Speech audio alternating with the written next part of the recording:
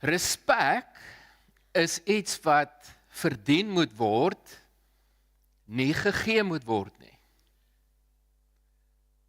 Is dit iets wat ons baie sê en baie hoor?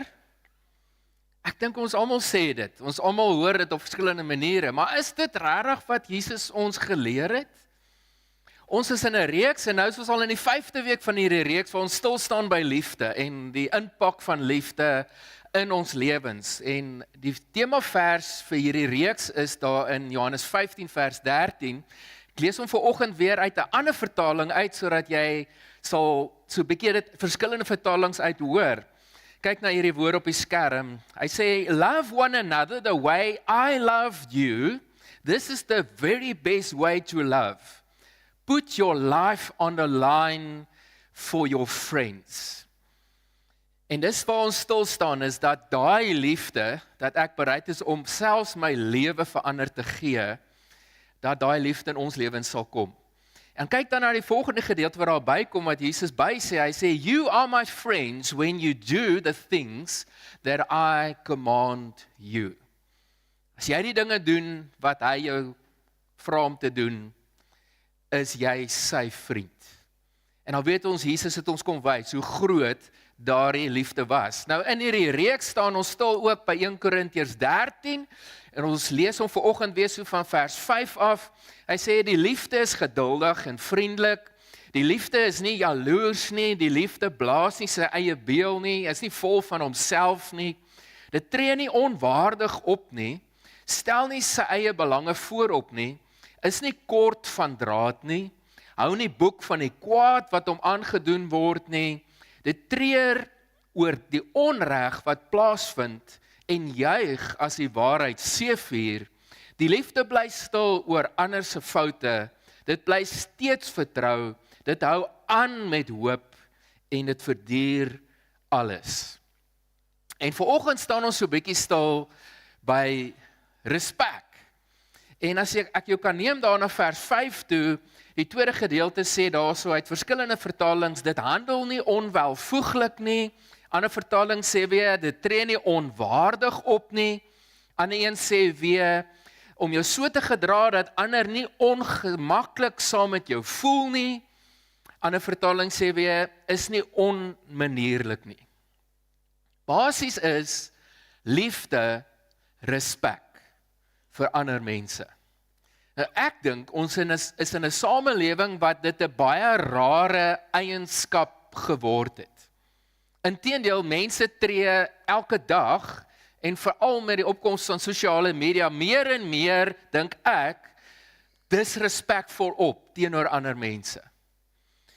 Hulle sê common courtesy isn't so common anymore. Is dit nie waar nie? Mense dink en sê en doen goed wat hulle net voel om te dink en sê en te doen. Hulle dink glad nie oor wat iemand anders sal dink of voel of sal ervaar wanneer dit gesê word nie. En ek wil vanoggend vir jou sê, ek dink nie dis wat Jesus ons geleer het nie, ek dink nie dit is wat die Nuwe Testament ons geleer het, Paulus, Petrus ons geleer het nie, want ek dink ons hak bietjie vas as ons respek sien soos wat God dit sien. Want kyk wat sê 1 Petrus 2. Hy sê, julle moet vir sommige mense respekteer. Julle moet al die lede van die huisgesin van God lief hê wat vriendelik teenoor julle is. Betoon ontzag aan God en disrespekteer die slegte en die korrupte koning wat in julle dag leef. Dis wat daai vers lees, nê? Ja, kom ons lees hom weer. Hy sê, julle moet aan alle mense respekteer. Julle moet aan al die lede van die huisgesin van God lief hê, betoon ontzag aan God, respekteer die koning. Nou, ons lees baie keer hierdie gedeelte en dan lees ons so baie vinnig, daai laaste stukkie, praat hy van die koning of die keiser. Nou kom ek gee net weer vir jou so 'n bietjie agtergrond, wie was hierdie koning waarvan Petrus hier praat in 1 Korintiërs. Was min of meer die jaar 60, 70 na Christus wat hierdie brief van Petrus geskryf word. En die keiser in daai tyd was keiser Nero gewees. Nero het vir 14 jaar lank regeer en Nero was bekend daarvoor gewees dat hy brutaal Christene nie net mishandel het nie, doodgemaak het vir hulle geloof. Dit was so erg geweest dat as hy 'n partytjie gehou het in sy tuin, in sy paleis, dan het hy Christene aan die brand gesteek, net om so 'n bietjie lig in sy tuin te kry. Dis wat hy vir pret gedoen het. So as Petrus kom en hy sê, hê respek vir die koning, dan verwys hy na so tipe koning, wat Christene aan die brand steek. En hy sê, hê respek vir hierdie koning. Dis radikaal, dis groot woorde wat gesê word, wanneer hy sulke goed sê.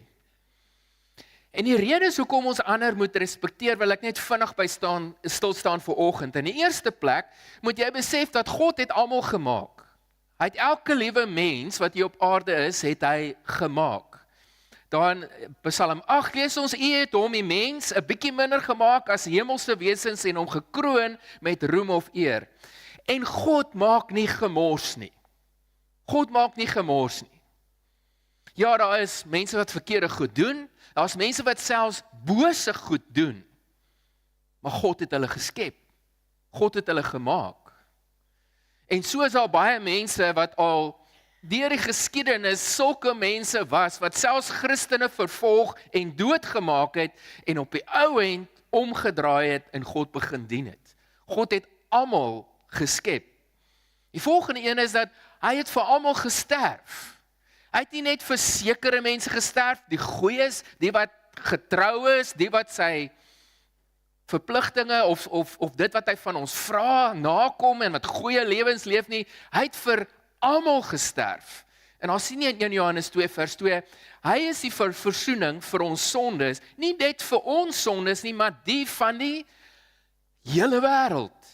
Die hele wêreld, elke mens, selfs 'n bose mens, was hy die versoening en die offer gewees vir hulle sondes. Die derde rede hoekom ek dink ons moet verstaan dat respek is iets wat alle mense toekom, is dat jy moet wees, in jou eie lewe gaan dit wys of jy God ken of nie ken nie. Tree jy op soos die volgende persoon, wat sê, wel, as jy dit aan my doen, dan sal ek dit aan jou doen. Of tree jy anders op, soos wat Christus ons leer. Kyk wat sê Johannes 4 vers 8, hy sê, mense wat nie lief is vir ander mense nie, ken nie vir God nie. Want God is liefde. En dis seker een van die eerste toetse van hoe ons al in hierdie reeks gepraat het van daai vertikale liefde, nee, ek kan sê ek is lief vir God, maar kan ek regtig sê ek is lief vir God as dit nie hier op die mense om my sigbaar word in my lewe nie. Ek kan nie, want dis wie God is. En as ek God ken, dan kan en dan moet dit 'n verskil maak in my eie lewe, in my verhoudings in my lewe.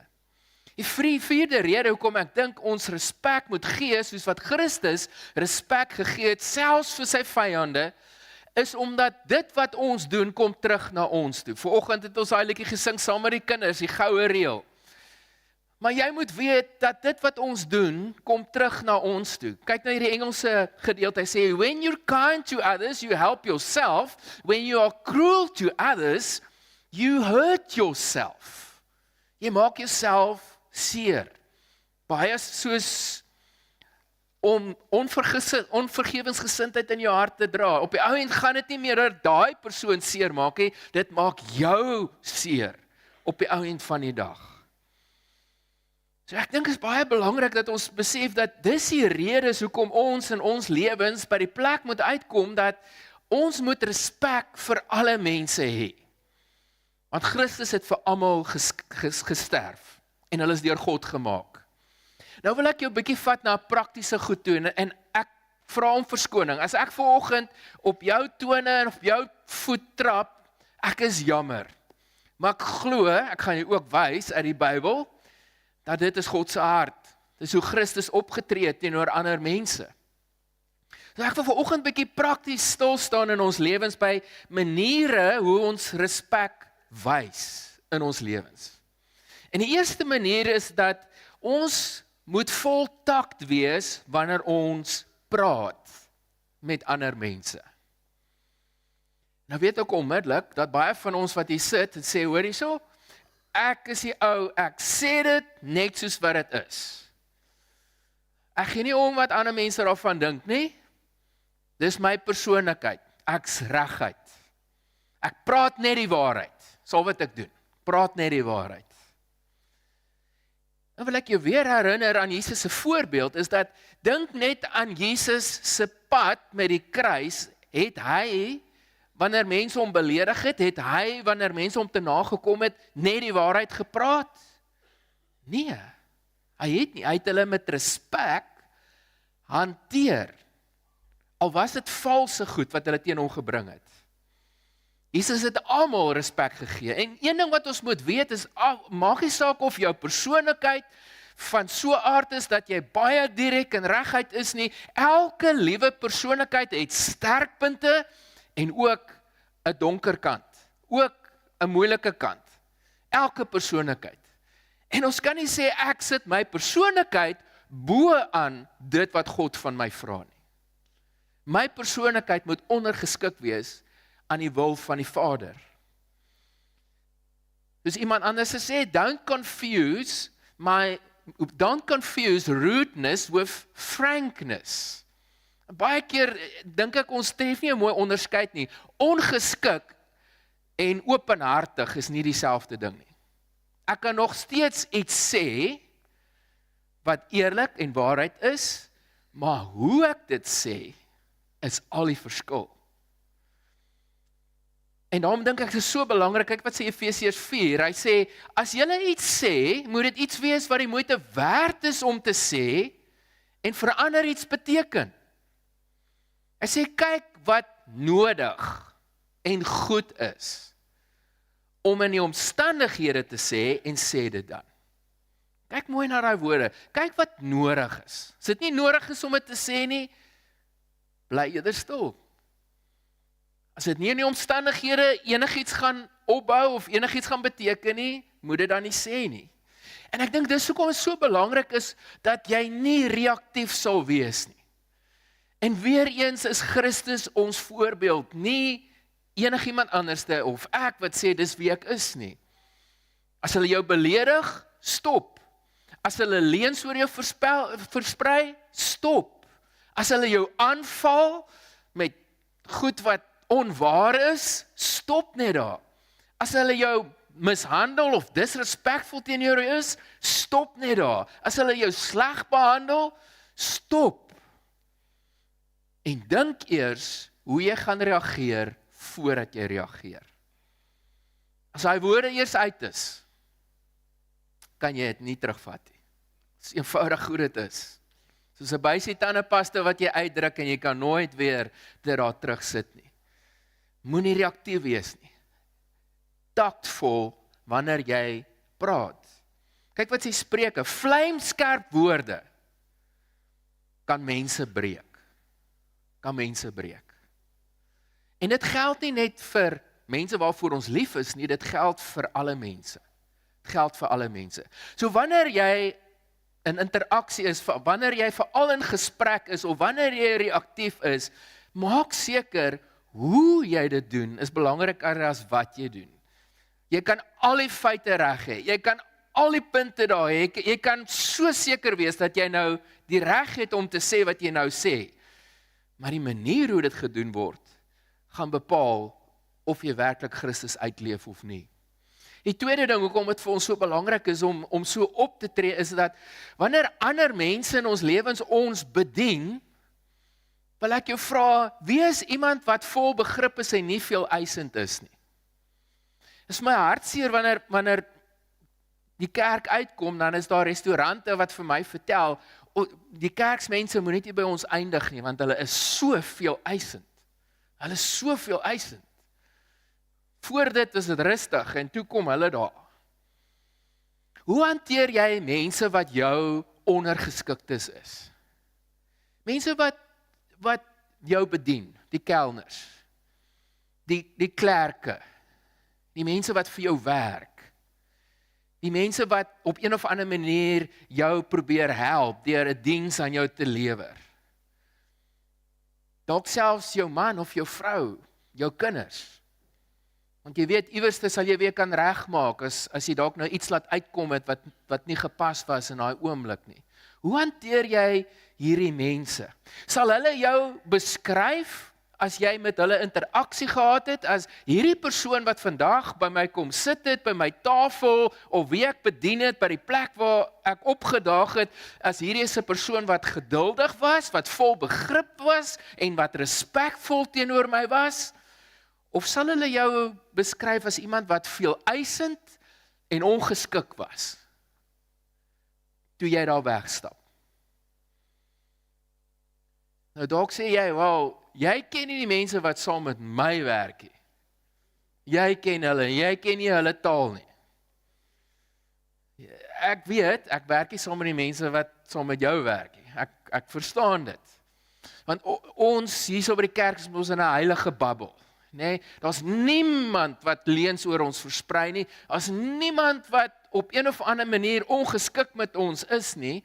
As niemand wat ons te nakom nie, as niemand wat op selfs publieke forums hulle monde uitspoel oor wat ons sê vir ander mense nie, as niemand wat ons oor en oor vra om iets te doen en dan doen hulle dit nie, nee, ek weet dis moeilik, is nie maklike goed hierdie nie.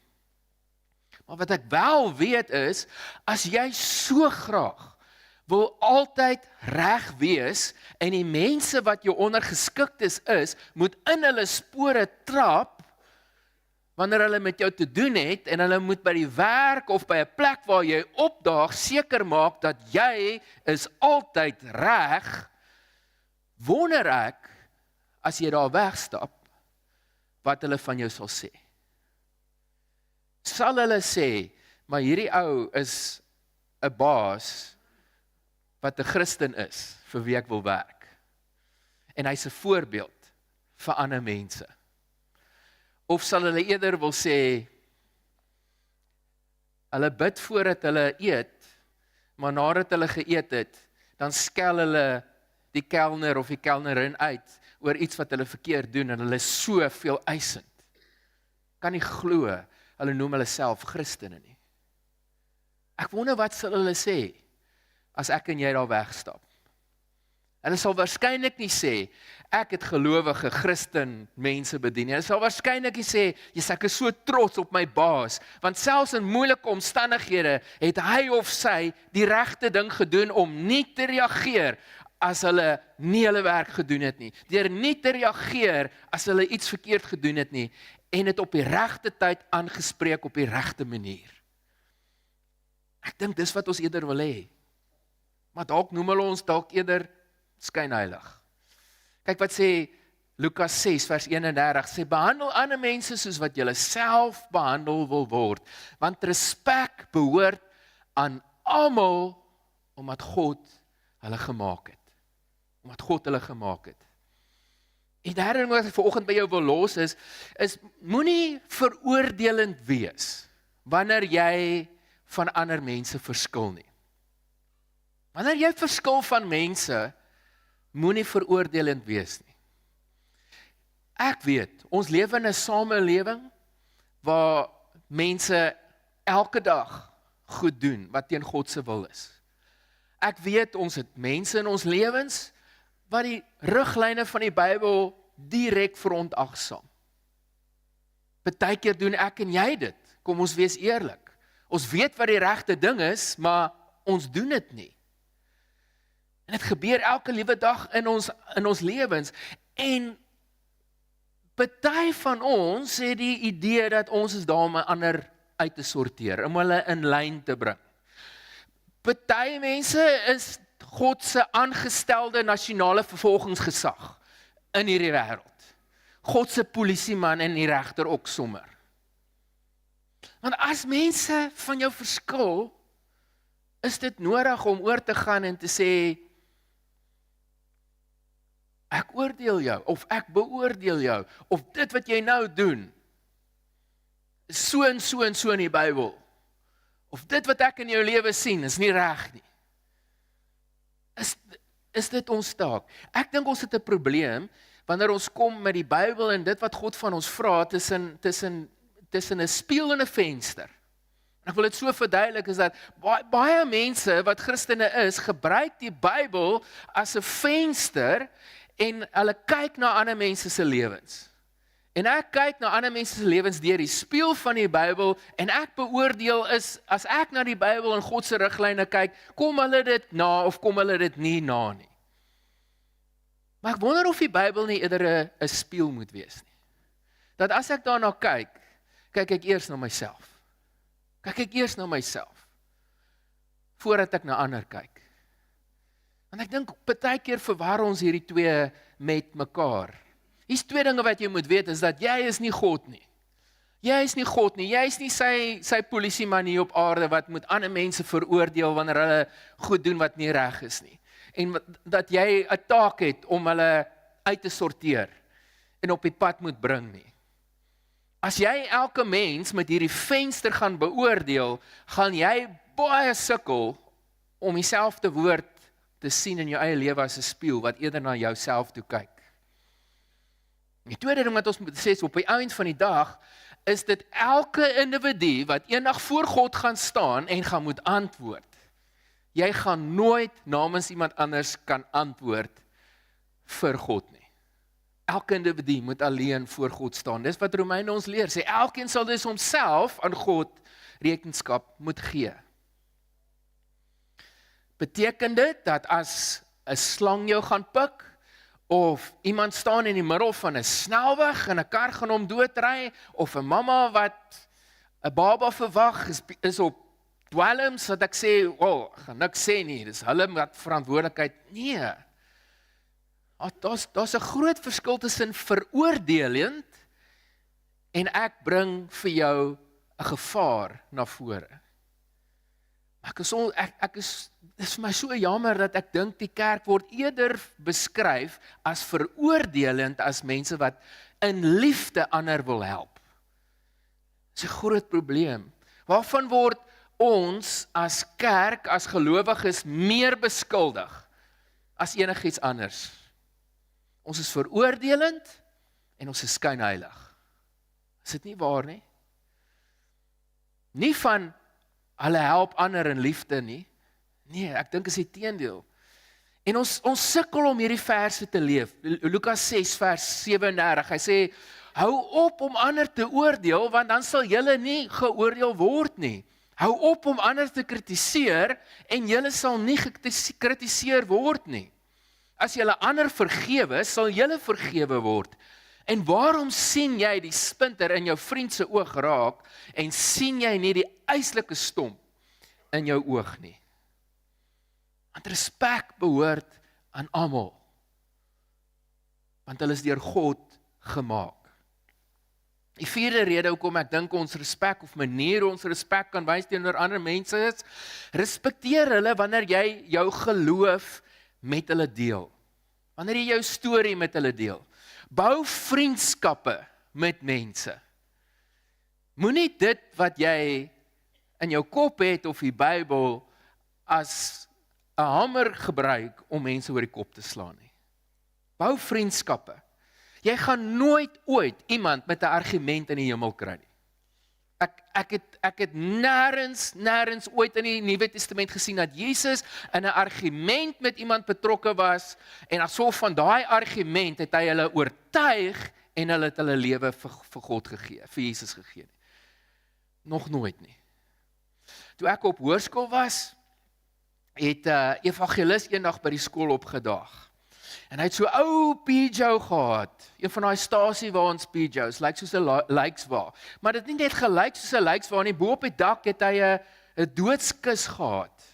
En op die doodskus het daar gestaan, turn or burn. En hy het met al die seniors in die skool kom praat. En die boodskap van Christus van hulle oorgedra. Maar dit was baie veroordelend. Ek dink daar's 'n paar van die seuns wat vir so 'n week lank opgehou rook het, omdat hulle bang was dat hulle in die hel sal beland. Maar ek moet sê, ek twyfel of daar 'n permanente effek was. Dit was eerder die onderwyser wat in my en in 'n paar ander kinders se lewens 'n pad en 'n verhouding gestap het, wat oor tyd so 'n rol in my lewe gespeel het, wat my op 'n plek gebring het, dat ek my lewe vir Christus gegee het. Hy het Jesus geleef. Hy het hom nie net gepreek nie. Ek dink dis die pad. So wanneer jy verskil oor jou geloof, nog steeds hê respek, want kyk wat sê 1 Petrus 3 vers 15 en 16. Inteendeel, eerbiedig Christus as julle Here in julle harte, altyd gereed om julle te verantwoord teenoor elkeen wat van julle rekenskap eis oor die hoop wat in julle leef. En kyk hoe moet jy antwoord as mense sê, hoekom? Hoekom glo jy wat jy glo? Hoekom leef jy soos wat jy leef? Hy sê, doen dit met beskeidenheid en respek. Al verskil ek van hom, al dink ek nie hy verstaan dit reg nie, al dink ek hy's die pad byster. Respek, beskeidenheid. Jy het 'n storie in jou lewe om te vertel. Niemand kan ooit met jou storie in jou lewe verskil nie. Be a light, not a blou torch. Want 'n lig sal vir ander mense 'n pad wys. 'n Blou torch, hoe nader aan jou sal kom, hoe meer sal jy hulle brand. Daar's 'n verskil tussen die twee. Elke liewe mens wat Christus nie ken nie, is soos 'n skaap wat sonder 'n herder in hierdie wêreld rondloop. En as dit jou nie draai in jou eie hart om te sê, maar ek wil in liefde en respek hierdie persoon deur my gesindheid en deur my lewe na Christus toe bring nie, dan dink ek nie 'n argument gaan dit doen nie. Ek dink nie veroordeling gaan dit doen nie. Die laaste manier hoe ek dink prakties in ons lewens dit kan uitspeel is, reageer beleefd wanneer ander mense jou met disrespek hanteer. Wanneer ander mense jou te nakom. En dis hartseer, maar dit gaan gebeur. Ander mense gaan dinge doen en sê wat jou gaan disrespekteer. Ons leef in 'n gesondige en 'n gefalle wêreld, dit is eenvoudig so. Maar kan ek jou vra, moenie reageer deur terug ongeskik te wees nie? Want dis wat Christus van ons vra. En dalk is jy een van daai mense wat ek ken wat sê, wel, niemand gaan oor my loop nie. Ek sal vir hulle sê wat hulle moet weet en met wie hulle hier te doen het. En dan wil ek vir jou vra, dan gaan dit dalk meer oor jou en jou ego en jou eie ek wat veronderstel is om saam met Christus begrawe te wees, as oor die feit dat jy Christus wil leef hier op aarde. Die ou mens is veronderstel om begrawe te wees saam met Christus. Hy of sy is nie veronderstel om reaktief te wees wanneer die eie ek seer gemaak word, of wanneer die ego bedreig word, of wanneer iets gebeur wat disrespekvol teenoor jou is nie. Dink weer aan Christus se voorbeeld. Op sy kruistog is daar seker honderde mense wat vir hom iets geskree het, wat in sy gesig vir hom gespoeg het, wat hom leed aangedoen het, wat hom geslaan het, wat hom mishandel het, so erg dat dit amper sy lewe gekos het, nog voor hy aan die kruis gehang het, het hy een keer hulle beledig, het hy een keer terug ongeskik teenoor hulle gewees, hulle het sy dood veroorsaak, en hy het nie disrespekvol teenoor hulle opgetree nie. Matteus 5 vers 38 sê, nog 'n bevel wat julle goed ken, is die volgende, en dit kom natuurlik uit die Ou Testament uit, 'n oog vir 'n oog, en 'n tand vir 'n tand. Oftewel, oortredings moet regverdig gestraf word. Ek sê egter vandag vir julle, julle moenie mense wat julle sleg behandel, probeer terugkry nie. As iemand deur jou gesig, as iemand jou deur die gesig klap om jou te verneder, hallo, wat staan daar? Jy moet dit vat. Jy moet dit vat. Moenie terugslaan nie. Is dit die teken van iemand wat 'n pateet is? As jy dink aan Jesus wat deur alles gegaan het, is dit vir jou 'n patetiese figuur? Nee. Ek dink, is 'n teken van krag. Want dit wat gevra word, is nie natuurlik nie. Die natuurlike reaksie sal wees, as iemand dit aan jou doen, dan het jy al die reg om dit aan hulle te doen. Dis die natuurlike reaksie. Dis wat almal sal verwag. As iemand aan jou iets doen, en daar's mense wat om jou die omstandighede ken, en hulle gee vir jou raad, sê, hoor hierso, ek wil net vir jou sê, jy het al die reg om so op te tree, jy het al die reg om dit te doen. Maar dit vra iets bo-natuurliks, wat nie in onsself moontlik is nie, om te sê ek sal anders optree. Ek sal respekvol optree, ten spyte daarvan dat ander mense my nie met respek hanteer nie. Wat dink jy gaan die meeste uitstaan? Is dit die persoon wat iets doen wat al die ander doen, of is dit die persoon wat iets doen wat anders is as die ander? Wat gaan uitstaan? Dieselfde 1 Korintiërs 13 vers 5 sê net in die volgende gedeelte, die liefde hou nie boek van die kwaad nie. Hou nie boek van die kwaad nie. Want liefde is veronderstel om geregtigheid te oorwin. Liefde is die grootste. As jy weer daar gaan lees, dan sê hy, jy kan al die kennis hê, jy kan al jou feite reg hê, jy kan al die wysheid hê, jy kan al die wonderlike talente hê, al die goed wat reg is. As dit nie in liefde gebeur nie, en selfs geregtigheid wat nie in liefde gebeur nie, beteken dit niks. Kyk wat sê Romeine, hy sê, maar God is heeltemal anders as ons. Hy wys juis hoe lief hy ons het, deurdat Jesus in ons plek dood gegaan het, toe ons nog almal 'n spul sondaars was. Ek wil jou herinner, al was 'n tyd wat jy disrespekvol teenoor God was. Wat jy nog nie vir die liefde wat hy vir jou gehad het in jou lewe, liefde teruggegee het nie. En wat het hy gedoen? Hy het aanhou om jou lief te hê. Hy het aanhou om jou met respek te hanteer. Hy het aanhou om uit te reik na jou toe. Hy het jou eerste lief gehad. Want God is anders as ons. En die oproep na ons toe, as dit kom by liefde, is dat ons deur Christus se voorbeeld getrek sal word. Dat sy voorbeeld, selfs wanneer daar onreg gebeur het, na ons toe sal kom in ons eie lewens. Respek behoort aan almal, omdat hulle deur God gemaak is. Ons gaan nou verder aanbid, so ons het gesê ons gaan aan die einde gaan ons weer 'n bietjie verder sing, en so ons gaan nie net een lied sing nie, maar ek wil jou vra dat in die lig van wat ons vanoggend gesê het oor die liefde, dat jy sal dink aan die liede wat ons nou gaan sing, en gaan sê, Here, help my, dat wanneer ek praat, dat dit met respek sal wees, met takt sal wees. Here, help my dat my gesindheid, wanneer ek reaktief wil wees en wil optree, soos die natuurlike ou ek is, dat ek anders sal optree. Dankie band, julle kan ons lei.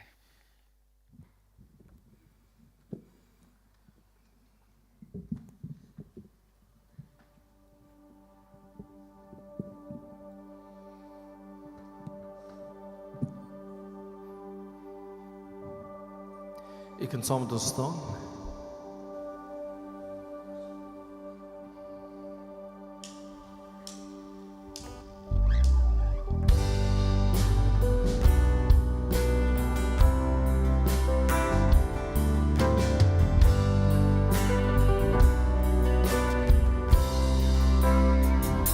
Mag elke woord wat uit my mond kom wees soos een,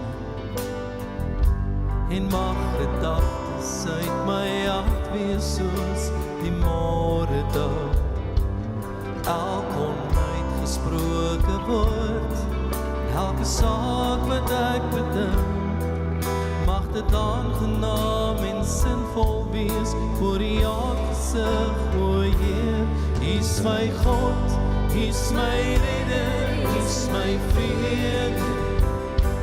U is die rots waarop ek bou en waar ek skuiling vind.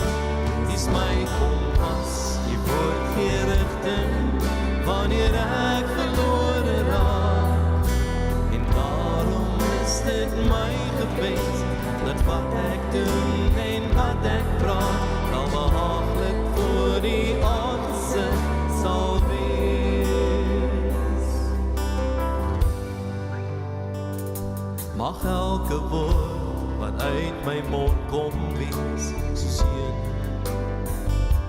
en mag gedagtes uit my hart wees soos die môredag. Elke onuitgesproke woord en elke saak wat ek bedink, mag dit aangenaam en sinvol wees voor die aangesig, o Heer. Want U is my God, U is my redder, U is my vrede. U is die rots waarop ek bou en waar ek skuiling vind. U is my kompas, U woord gee rigting wanneer ek verlore raak. En daarom is dit my gebed dat wat ek doen en wat ek praat sal behaaglik voor U aangesig sal wees. Want U is my God, U is my redder, U is my vrede. U is die rots waarop ek bou en waar ek skuiling vind. U is my kompas, U woord gee rigting wanneer ek verlore raak. En daarom is dit my gebed dat wat ek doen en wat ek praat wel behaaglik voor U aangesig sal wees.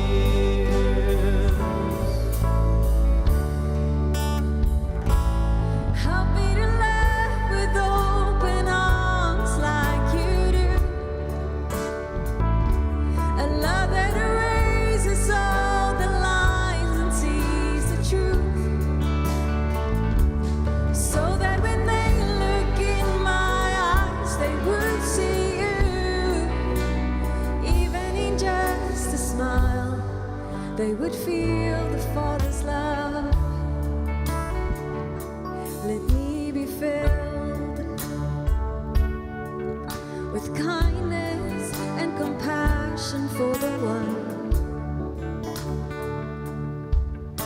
one for whom You love and gave Your Son for humanity. Increase my love, so help me to love with open arms like You do, a love that erases all the lines and sees the truth. Oh, that when they look in my eyes they would see You. Even in just a smile they would feel the Father's love. Oh, how He loves us, from the homeless to the famous and in between.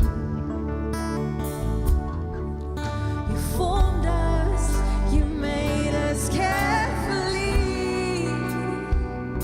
'cause in the end we're all Your children. So help me to love with open arms like You do, a love that erases all the lines and sees the truth, so that when they look in my eyes they would see You. Even in just a smile they would feel the Father's love. Let all my life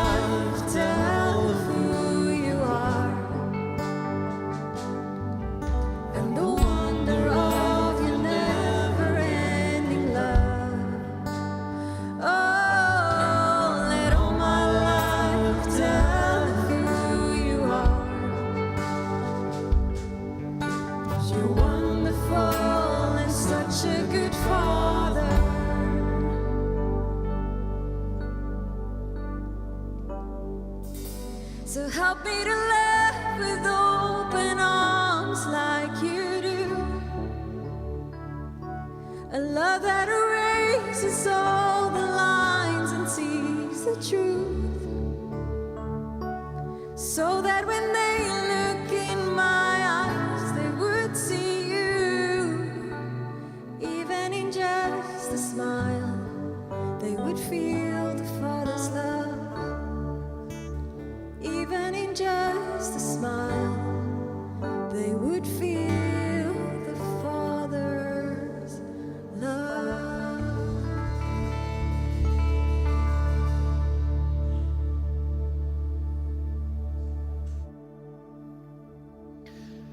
Vader, elkeen van ons wat hier sit, en as ek 100% seker is ons al te nagekom. Ons is op een of ander manier al sleg, selfs boos, disrespectful behandel. En Vader, ons weet, dat keer loop ons met daai wonde in onsself rond, en ons het nodig dat U ons gesond maak, en dat U ons herstel van daai wonde. Here, ek wil bid dat U ons sal help, dat ons nie met ons eie seer sal terugreageer teenoor ander mense nie. En dan leef ons nie Christus nie. Here, dat daar eerder herstel en genesing in ons eie harte sal kom, sodat ons weer met liefde kan reageer, soos wat Christus ons leer en wys om te reageer. Here, wat U vra van ons, is baie, is groot. Ons kom baie keer tekort daaraan. En vergewe ons, Here, waar ons in oomblikke reaktief was, en in oomblikke goed gesê en gedoen en gedink het wat heeltemal buite die gesindheid van Christus was.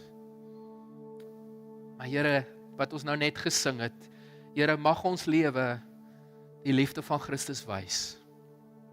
Mag ons woorde die woorde van Christus wees in ons lewens. Help ons om Jesus te leef. Nie net hier, terwyl ons tussen mense is vir ons lief is nie, maar ook daar buite, in 'n wêreld waar mense dalk nie liefde wys nie. Dit is my gebed in Jesus naam. Amen en amen. Julle is baie welkom om